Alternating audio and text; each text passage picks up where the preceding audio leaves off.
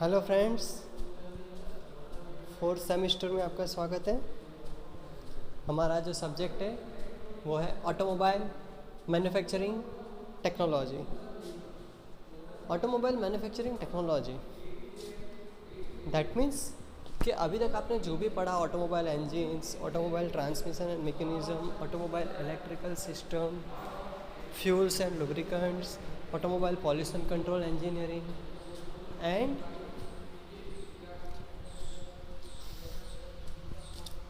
तो ये जो भी सब्जेक्ट्स आपने देखे सभी कि ऑटोमोबाइल कंपोनेंट डिज़ाइन, ये सब, तो ये सभी सब्जेक्ट्स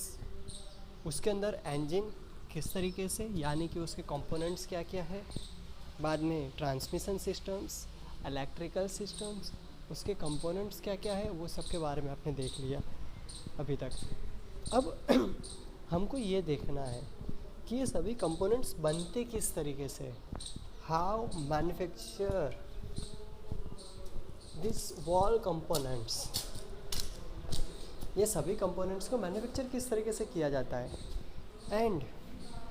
इसको कौन सी प्रोसेस से गुजरना पड़ता है, और यही मटेरियल क्यों इसमें सिलेक्ट किया जाता है। जिस तरह से पिस्टन है, तो पिस्टन के लिए हम एल्युमिनियम यूज़ कर रहे हैं,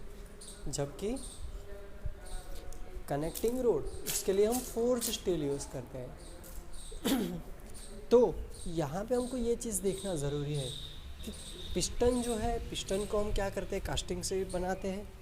जबकि यहाँ पे कनेक्टिंग रोड जो है उसको हम फोर्जिंग करके बनाते हैं। So what is the main reason behind of it, why we are making a piston by through a using of a casting process, and what is the reason behind of it, why we are making a connecting rod by using a forging process। तो एक तो सबसे पहले हमको ये समझना है कि इसको इस तरीके से क्यों बनाते हैं। दूसरी बात ये है उसके ऊपर कौन से फोर्सेस आते हैं, फिर कौन से प्रोसेस से हम इसको बनाते हैं, यानी कि उसके ऊपर कितने फोर्सेस आएंगे, और फिर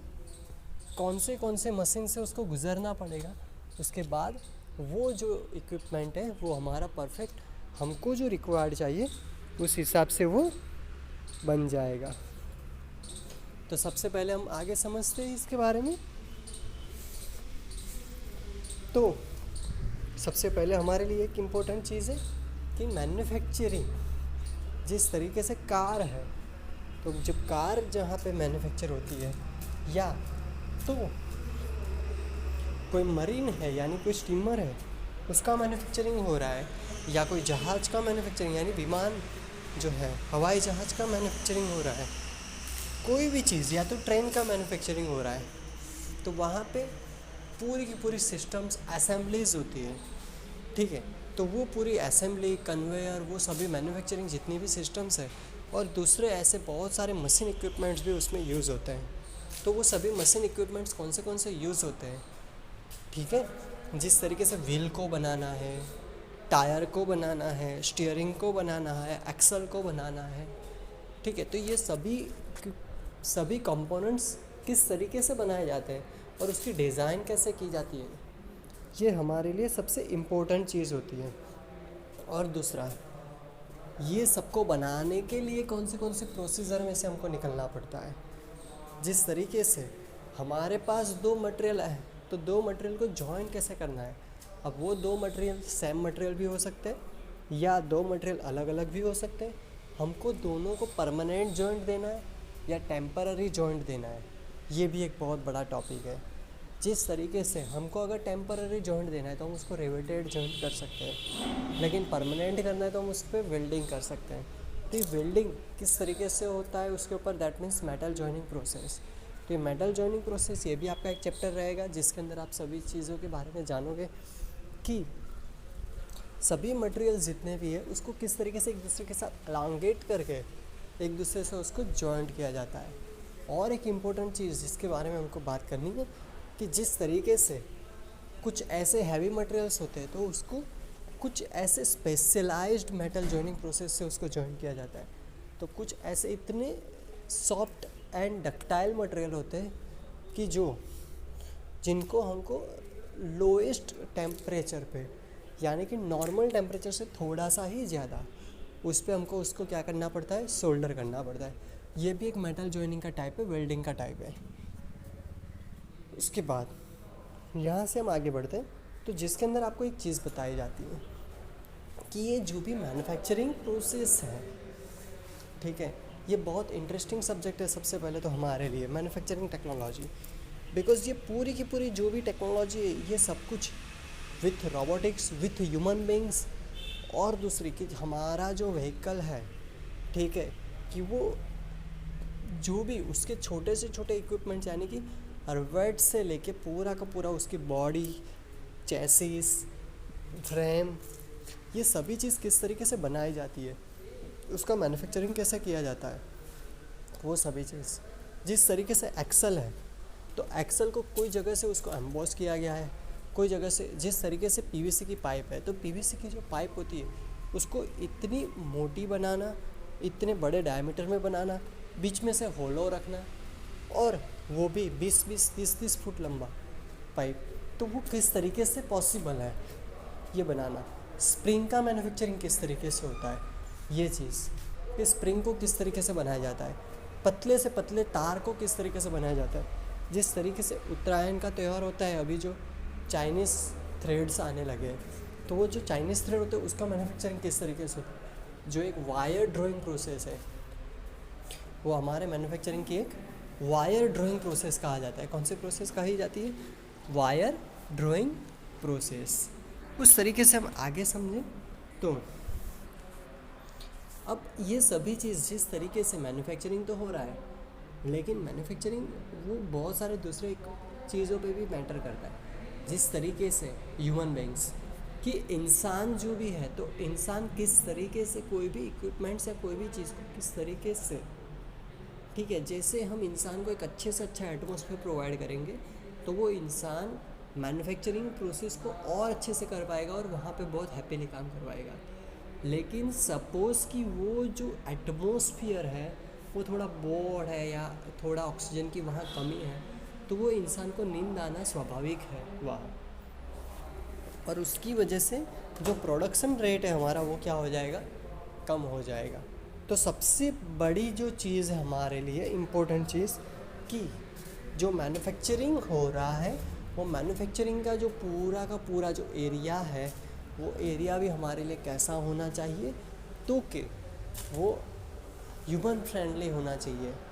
अब ये किस तरीके से, इसके लिए आपके लिए एक बहुत बड़ा सब्जेक्ट जो आपको पढ़ाया जाएगा, जिसको हम कहते हैं ह्यूमन रिसोर्स मैनेजमेंट, ठीक है। अब इसके बाद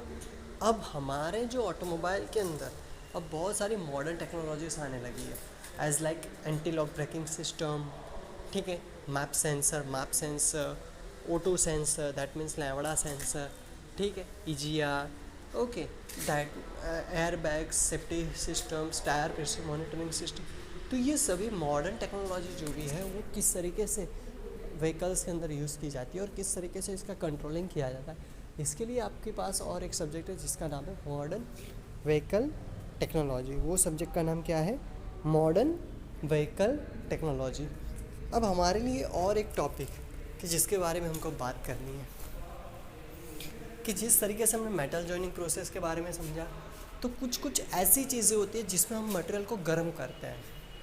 और मटेरियल को इतना गर्म करते हैं कि वो अपने मेल्टिंग पॉइंट तक पहुंच जाता है। अब आप लोगों को मेल्टिंग पॉइंट के बारे में अच्छे से पता होगा, बिकॉज आप लोग फर्स्ट, सेकंड और थर्ड सेम के अंदर applied mechanics, thermodynamics, automobile engines ऐसे सब्जेक्ट्स पढ़ के आए हो, जिसकी वजह से आपको अब मेल्टिंग पॉइंट और फ्यूल एंड लुब्रिकेंट्स, तो उसके अंदर आपको मेल्टिंग पॉइंट तो बहुत अच्छे से समझ में आ गया होगा। तो मेल्ट यानी क्या, कि वो पिघल जाए, यानी कि जब तक वो मटेरियल पिघले नहीं उस पॉइंट तक ले जाए, वो मेल्टिंग पॉइंट, कि वहाँ तक ले जाते हैं। उसके बाद उसके ऊपर प्रोसेस की जाती है, तो वो जो प्रोसेस होती है वो हमारी कास्टिंग प्रोसेस होती है। और कोई कोई प्रोसेस ऐसी होती है जिसमें सिर्फ उसको प्लास्टिक स्टेज तक लिया जाता है। कौन से स्टेज तक, प्लास्टिक स्टेज तक। अब ये प्लास्टिक स्टेज क्या है, यानी मेल्टिंग, यानी मटेरियल मेल्ट नहीं होता,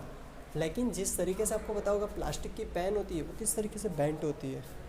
2-3 रुपए की जो साइनोसॉफ्टेक आती है, वो साइनोसॉफ्टेक की जो पेन होती है वो जिस तरीके से पर्टिकुलर हम बैंड कर सकते हैं उसको और वापस वो अपने ओरिजिनल शेप में आ जाती है,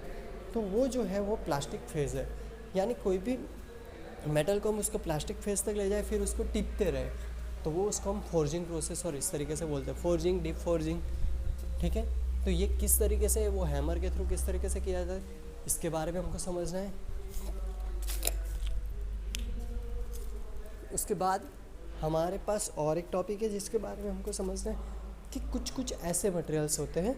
जिसके अंदर हमको ड्रिलिंग करना होता है, उस मटेरियल को कट करना होता है, सरफेस फिनिश करना होता है, तो ये सभी हमारी मैन्युफैक्चरिंग की रिक्वायरमेंट है। तो ये जो भी हमारी मैन्युफैक्चरिंग की रिक्वायरमेंट है ये सबको हमको क्या करना होता है, फुलफ़िल करना होता है। अब ये सभी हमारी रिक्वायरमेंट को हम फुलफ़िल कैसे कर सकते हैं, तो ये सभी हमारी मैन्युफैक्चरिंग के रिक्वायरमेंट को हमको फुलफ़िल करने के लिए हमारे पास यहाँ पे 4 चीज़ है जो सबसे बड़ी मोस्ट इम्पोर्टेंट होती है। जो एक होती है मशीनरी, दूसरा होता है उसका टूलिंग, तीसरा होता है उसका पावर और चौथा है उसका लेबर।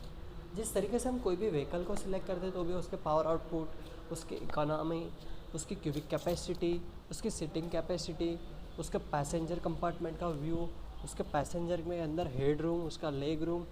ठीक है, उसका व्हील बेस, उसका व्हील ट्रैक, ये सभी हमको देख के ही हम उसका व्हीकल को सिलेक्ट करते हैं। उसी तरीके से यहाँ पे एक है प्रोडक्शन रेट के लिए हमको इसका पावर आउटपुट देखना होता है। उसका पावर आउटपुट क्या है, जिस तरीके से 1 हॉर्स पावर की पानी की मोटर है और 1.5 horse power, that means half horse power यानी 0.5 हॉर्स पावर, उतनी पानी की मोटर है। तो वो जो भी पानी की मोटर है वो उसके पावर आउटपुट के हिसाब से उसका वर्क आउटपुट होता है। इस तरीके से यहाँ पे हमारी जो मशीनरी और टूलिंग पावर और लेबर जो भी है लेबर तो यहाँ पे मैन्युफैक्चरिंग प्रोसेस, फिर सबसे पहला होता है स्टार्टिंग मटेरियल, फिर जो भी प्रोसेस यहाँ पे की जाती है, तो प्रोसेस के दौरान हमको ये सब चीज़ें ध्यान में रखना होता है। बिकॉज जो भी हमारी मैन्युफैक्चरिंग प्रोसेसेस है, हमारा जो इंट्रोडक्शन अभी चल रहा है उसके हिसाब से हमारी जितनी भी मैन्युफैक्चरिंग प्रोसेस है उसको बहुत सारे प्रोसेस से क्या होना पड़ता है, पास होना पड़ता है, और तभी हम जितना हो सके उतना एक्यूरेसी के साथ हम हमारे मटेरियल को बना सकते हैं। जिस तरीके से हम पेन के ढक्कन की बात करें और पेन की बात करें, पेन का ढक्कन एक ऐसी चीज़ है, आपने देखा होगा कि वो पेन के ऊपर, उसके टिप के ऊपर आसानी से बैठ जाता है और एकदम टाइटन बैठता है। आप अगर सोचो वो जो पेन का ढक्कन है, सपोज़ कि 0.01 mm का भी अगर गैप होता बीच में, या तो उसका डायमीटर कम होता या डायमीटर ज़्यादा होता। अगर डायमीटर कम होता तो आसानी से उसके ऊपर बैठ पाता नहीं, और अगर डायमीटर थोड़ा सा 0.01 mm भी अगर ज़्यादा होता तो वो पेन का ढक्कन जो है वो क्या हो जाता, सही से बैठता नहीं और लूज़ रहता। जिसकी बदौलत यहाँ पे हमको मैन्युफैक्चरिंग प्रोसेस के दौरान हमको एक सबसे मोस्ट इम्पोर्टेंट चीज़ ये होती है एक्यूरेसी, कि हमको एक्यूरेसी कहाँ तक ले जानी होती है कि 0.001 mm 0.001 mm तक की हमारी एक्यूरेसी होनी चाहिए, जिसकी वजह से हम माइक्रोमीटर का भी यूज़ करते हैं यहाँ पे, कि जो भी हम प्रोडक्ट बना रहे हैं, जो भी चीज़ हम डेवलप कर रहे हैं, तो उसकी एक्यूरेसी जिस तरीके से हमने देखा है कि पिस्टन जो है और जो सिलेंडर है, तो सिलेंडर के अंदर जब पिस्टन रेसिप्रोकेट होता है, तो सिलेंडर के अंदर जब पिस्टन रेसिप्रोकेट होता है तो वो जो पिस्टन जो है और सिलेंडर जो है यानी पिस्टन रिंग्स पिस्टन के ऊपर लगी हुई, तो उसके बीच में गैप कितना होता है, नियरेस्ट टू ज़ीरो के आसपास जो गैप होता है। तो ये जो गैप है वो किस तरीके से हम मेंटेन कर सकते हैं, तो ये सबसे मेन चीज़ होती है एक्यूरेसी, कि हम सिलेंडर जो है, अगर सिलेंडर के डायमीटर जितना अगर हमारा पिस्टन होता है तो वो कभी भी रेसिप्रोकेट ही नहीं हो पाता सिलेंडर में। तो पिस्टन, वो पिस्टन के ऊपर लगे हुए रिंग्स के डायमेंशन, कि जिसकी वजह से वो आसानी से उसके ऊपर फिट हो जाए। जिस तरीके से लॉक नट, लॉक ग्रूव्स, ठीक है, वाल्व्स, अगर वाल्व्स के डायमेंशन थोड़े भी ज़्यादा हो जाए, या तो वाल्व्स 1 mm या तो ½ mm भी अगर उसकी साइज़ कम हो जाए तो वाल्व सही से ओपन नहीं होगा। अगर ज़्यादा हो जाए तो वाल्व ज़्यादा ओपन रहेगा, वाल्व ज़्यादा ओपन रहेगा तो फिर पावर लॉस होगा। दैट मीन्स हमारे लिए सबसे मोस्ट इम्पोर्टेंट चीज़ ये है एक्यूरेसी। मैन्युफैक्चरिंग प्रोसेस के दौरान हमको एक्यूरेसी, और जब हम कोई भी चीज़ को मैन्युफैक्चर करते हैं तो सबसे पहले वो रफ प्रोडक्ट डेवलप होती है, लेकिन वो रफ प्रोडक्ट को हमको कैसे, क्योंकि सरफेस फिनिशिंग में हमको उसको क्या करना होता है, कन्वर्ट करना होता है। तो सरफेस फिनिश किस तरीके से कन्वर्ट कर सकते हैं, तो सरफेस फिनिशिंग के लिए हमको उसके ऊपर कटिंग प्रोसेस करनी होती है, कटिंग के बाद उसके ऊपर सरफेस फिनिशिंग करना होता है, और उसके बाद सुपर फिनिशिंग प्रोसेस के ज़रिए, जिसको हम पाउडर फिनिशिंग या तो बफिंग प्रोसेस से भी हम उसको सरफेस फिनिश कर सकते हैं। तो ये सभी प्रोसेस किस तरीके से हम डेवलप कर सकते हैं और किस तरीके से बना सकते हैं, और इसके ज़रिए हम किस तरीके से कोई मटेरियल को या तो हमारे जो भी इक्विपमेंट है उसको किस तरीके से डेवलप कर सकते हैं, और सभी इक्विपमेंट्स को एक दूसरे के साथ जॉइंट करके, सभी एलिमेंट्स को एक दूसरे के साथ जॉइंट करके हम किस तरीके से पूरा का पूरा व्हीकल जो परफेक्ट ज़ीरो एरर वाला हम ऑन रोड कर सकते हैं। तो आइए, ऑटोमोबाइल मैन्युफैक्चरिंग टेक्नोलॉजी ये सब्जेक्ट जिसको हम पूरा डीप में समझेंगे अब से, जो आपका 4th सेमेस्टर का एक मोस्ट इम्पोर्टेंट और आपकी ऑटोमोबाइल इंजीनियरिंग के लिए सबसे मोस्ट इम्पोर्टेंट सब्जेक्ट है। बिकॉज ज़्यादातर स्टूडेंट्स ऐसा सोचते हैं कि हम जॉब भी मैन्युफैक्चरिंग प्लांट में पाए, लेकिन मैन्युफैक्चरिंग प्लांट में जॉब लेने के लिए भी आपको ये सब जो भी पूरा सब्जेक्ट है वो आपको परफेक्ट कवर होना बहुत ज़रूरी है। Thank you.